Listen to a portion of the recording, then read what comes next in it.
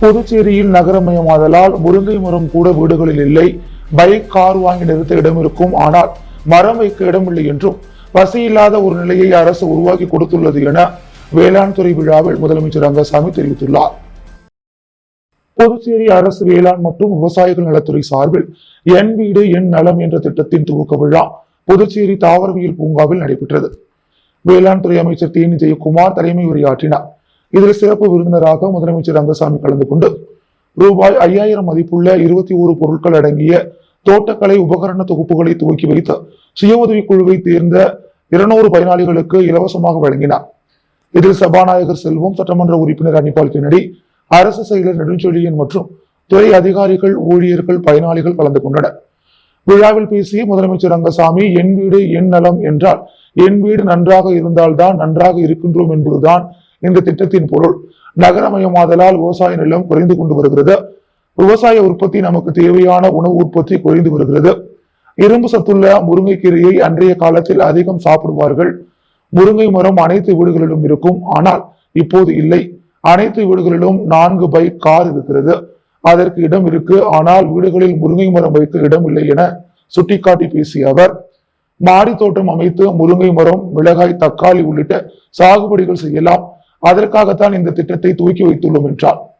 தொடர்ந்து பேசிய அவர், அனைவரும் சோலார் பொருத்த வேண்டும். அதன் மூலம் நமக்கு தேவையான மின்சாரத்தை எடுத்துக்கொண்டு மீதமுள்ள மின்சாரத்தை அரசிடம் வழங்கினால் அதற்கான வருமானமும் கிடைக்கும்.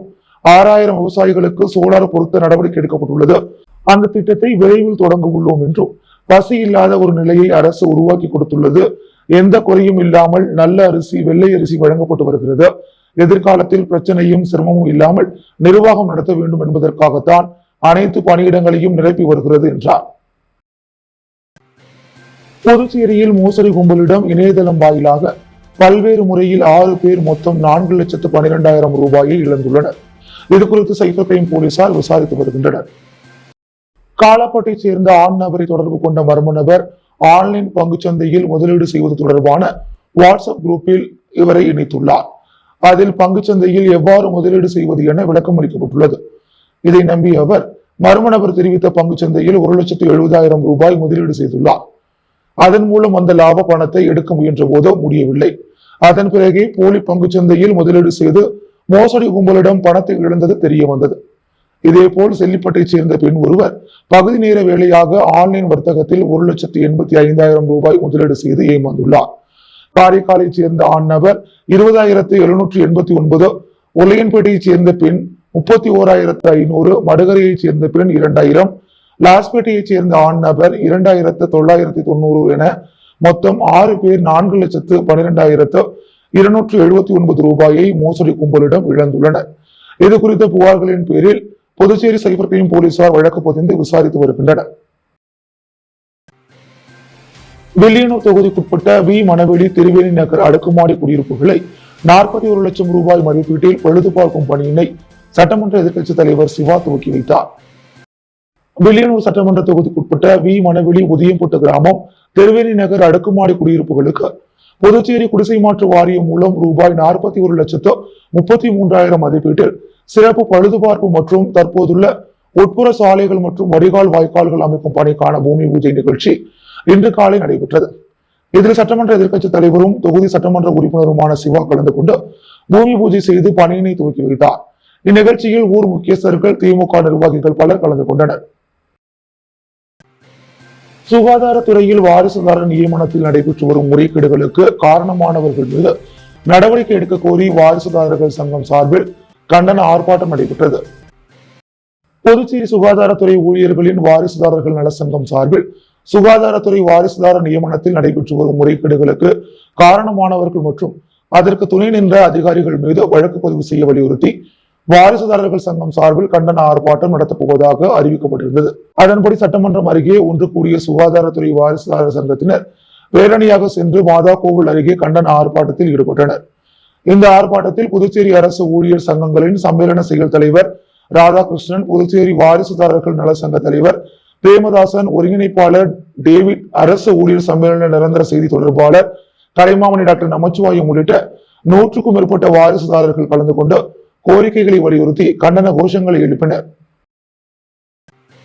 பொது வேலை நிறுத்தத்தை புதுச்சேரியில் நடத்துவது தொடர்பான ஆலோசனை கூட்டம் ஏஐடியூசி மாநில பொதுச் செயலாளர் சேது செல்வம் தலைமையில் நடைபெற்றது. மத்திய தொழிற்சங்கம் நாடு தழுவிய அளவில் வரும் ஜூலை 9ஆம் தேதி பொது வேலை நிறுத்தத்திற்கு அழைப்பு விடுத்துள்ளது. இந்த வேலை நிறுத்தத்தை புதுச்சேரியில் நடத்துவது தொடர்பான ஆலோசனை கூட்டம் முதலியார்பேட்டை ஏஐடியூசி அலுவலகத்தில் நடைபெற்றது. கூட்டத்திற்கு மாநில பொதுச் செயலாளர் சேது செல்வம் தலைமை தாங்கினார். மாநில கௌரவ தலைவர் அபிஷேகம், மாநில தலைவர் தினேஷ் பொன்னையா, மாநில பொருளாளர் அந்தோணி, சிஐடியு மாநில செயலாளர் சீனிவாசன், மாநில தலைவர் பிரபுராஜ் உள்ளிட்ட பல்வேறு தொழிற்சங்க நிர்வாகிகள் கலந்து கொண்டனர்.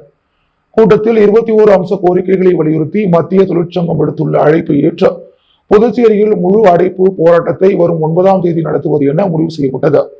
இதையொட்டி வரும் 23, 24, 25ஆம் தேதிகளில் அனைத்து நிறுவனங்களுக்கும் ஆதரவு கடிதம் கொடுப்பது. மேலும் பந்த் போராட்டத்தை முன்னிட்டு வரும் 9ஆம் தேதி புதுச்சேரியில் புதிய பேருந்து நிலையம், சேதராப்பட்டு, மதகடிப்பட்டு, திருக்கனூர், வில்லியனூர், அரியாங்குப்பம், பாகூர், காரைக்கால் ஆகிய 8 இடங்களில் மறியல் போராட்டம் நடத்துவது எனவும் முடிவு செய்யப்பட்டுள்ளது. புதுச்சேரி மிஷன் வீதி புனித அந்தோனியார் ஆலய பெருவிழா தேர் பவனியில் திரளான கிறிஸ்தவர்கள் பங்கேற்று பிரார்த்தனையில் ஈடுபட்டனர். புதுச்சேரி மிஷன் வீதி புனித அந்தோனியார் ஆலயத்தில் புனித அந்தோனியாரின் ஆண்டு பெருவிழா கொண்டாட்டம் கடந்த 5ஆம் தேதி மாலை கொடியேற்றத்துடன் தொடங்கியது. தொடர்ந்து நவ நாட்களில் தினமும் காலை மாலை சிறப்பு திருப்பலிகள் நடைபெற்றன. நேற்று மாலை புனித அந்தோனியாரின் தேர்பவனி நடைபெற்றது. இதில் சட்டமன்ற உறுப்பினர் அனிபால் கென்னடி மற்றும் திரளான கிறிஸ்தவர்கள் கலந்து கொண்டனர். மிஷன் வீதியில் தொடங்கிய இந்த தேர்பவனி முக்கிய வீதிகள் வழியாக சென்று மீண்டும் ஆலயத்தை வந்தடைந்தது. தொடர்ந்து இன்று கொடியிறக்கம் மற்றும் திருப்பலியுடன் திருவிழா நிறைவு பெற்றது. கதிர்காமம் இந்திரா காந்தி அரசு மருத்துவக் கல்லூரி மருத்துவமனையில் 1 மணி நேரத்தில் 300 நோயாளிகளின் பரிசோதனை மாதிரிகள் 2000 பரிசோதனை முடிவுகளை கண்டறியும் வகையில் தரம் உயர்த்தப்பட்ட உயிர் வேதியியல் துறை ஆய்வகத்தினை முதலமைச்சர் ரங்கசாமி திறந்து வைத்தார். கதிர்காமம் இந்திரா காந்தி அரசு மருத்துவக் கல்லூரி உயிர் வேதியியல் துறை ஆய்வகத்தில் 1,16,00,000 ரூபாயில் முற்றிலும் தானியங்கி வசதி கொண்ட ஒருங்கிணைந்த ஆய்வு இயந்திரம் நிறுவப்பட்டுள்ளது. இந்த இயந்திரமானது இந்தியாவிலேயே முதன்முறையாக மருத்துவக் கல்லூரியில் நிறுவப்பட்டுள்ளது. இந்த இயந்திரம் வழக்கமான பரிசோதனைகளான சர்க்கரை நோய், சிறுநீரகம், கல்லீரல் பரிசோதனைகளுடன் ரத்தத்தில் உள்ள உப்புச்சத்துக்கள், ஹார்மோன்கள், குழந்தையின்மை மற்றும் புற்றுநோய்க்கான காரணிகளை மிக துல்லியமாக ஆய்வு செய்யும் வசதி கொண்டது.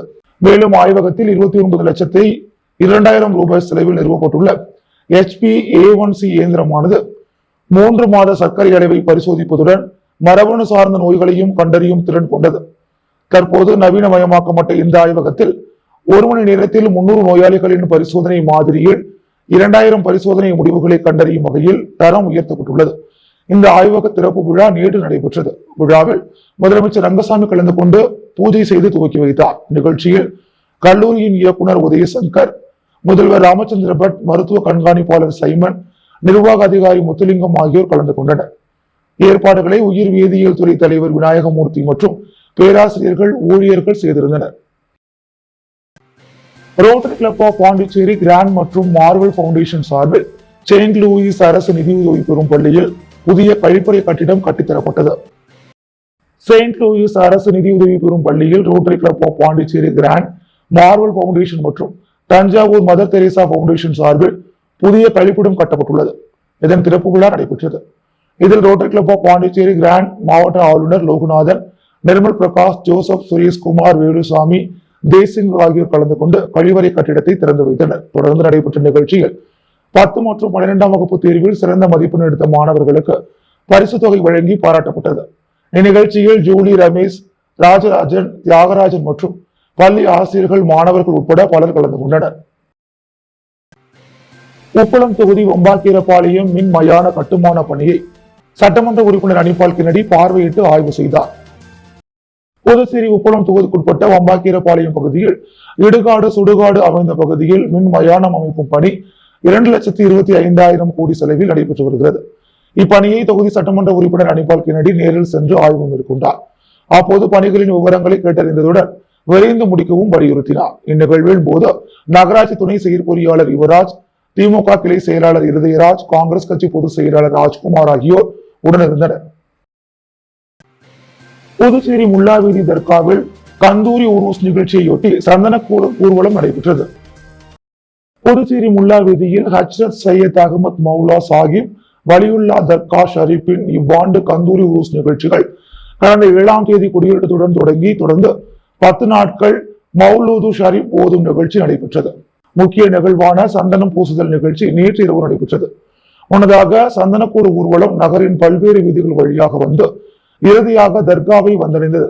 ஊர்வலத்தில் சத்குரு பக்கீர்மார்கள் பங்கேற்று ராத்திபு நிகழ்ச்சியை நடத்தினர். நிகழ்ச்சியில் வக்பு போர்டு உறுப்பினர்கள் வழக்கறிஞர் அகமது, மார்க் அறிஞர் அப்துல் ரஹ்மான், சமூக சேவகி ஃபாத்திமா அலி, முத்தவல்லி ஜாகிர் ஹுசேன், பக்து அக்தார், இஸ்மாயில் மற்றும் ஜமாத்தார்கள் இஸ்லாமியர்கள் ஏராளமானோர் கலந்து கொண்டனர். ஏற்பாடுகளை புதுச்சேரி மாநில வக்பு வாரியம் செய்திருந்தது. மதுரையில் நடைபெறும் முருகன் மாநாட்டை முன்னிட்டு அரியாங்குப்பம் தொகுதி பாஜகவினர் மாலை அணிந்து விரதம் மேற்கொண்டனர். மதுரையில் வரும் ஞாயிற்றுக்கிழமை நடைபெறவிருக்கும் முருகன் மாநாட்டிற்கான ஏற்பாடுகள் தீவிரமாக நடைபெற்று வரும் நிலையில் புதுச்சேரி அரியாங்குப்பம் பாரதிய ஜனதா கட்சியினர் இம்மாநாட்டில் பங்கேற்பதற்கான முன்னோட்டமாக அரியாங்குப்பம் தொகுதி பாஜகவை சேர்ந்த 30க்கும் மேற்பட்ட முருக பக்தர்கள் கோட்டைமேடு முருகர் கோவிலில் மாலை அணிந்து விரதமேற்று பிரார்த்தனை செய்தனர். இந்நிகழ்ச்சி தொகுதி தலைவர் வசந்தராஜ், மாவட்ட பொதுச் செயலாளர் ஐயனாரப்பன், திரைப்பட இயக்குநரும் ஸ்கந்த ஸ்கைலாயம் அறக்கட்டளையின் நிறுவனருமான பிரதாப் முரளி முன்னிலையில் நடைபெற்றது. இந்நிகழ்ச்சிக்கான ஏற்பாடுகளை வழக்கறிஞர் கார்த்திகேயன் மற்றும் ஓபிசி மாவட்ட தலைவர் கார்த்திகேயன் ஆகியோர் ஒருங்கிணைத்திருந்தனர். மேலும் கட்சி நிர்வாகிகள் ஆறுமுகம், வெங்கடேசன், அன்பழகன், பெருமாள், ராஜா, வரதராசு, ராகவன், சீனு, மோகன், சசி, பார்த்திபன், பிரதீப், ஈஸ்வரன், ராமமூர்த்தி, செல்வம் உள்ளிட்ட நிர்வாகிகள் பலரும் மாலை அணிந்து முருகனுக்கு நடைபெற்ற சிறப்பு பூஜையில் பங்கேற்று வழிபட்டனர். புதுவையின் அன்றாட நிகழ்வுகளை காண பாண்டி ஹெட்லைன்ஸ் யூடியூப் சேனலை சப்ஸ்கிரைப் பண்ணுங்க. தொடர்ந்து எங்களுடன் இணைந்திருக்க பக்கத்தில் உள்ள பெல் பட்டனை பிரஸ் பண்ணுங்க, லைக் பண்ணுங்க, ஷேர் பண்ணுங்க. என்றும் உங்களுடன் பாண்டி ஹெட்லைன்ஸ்.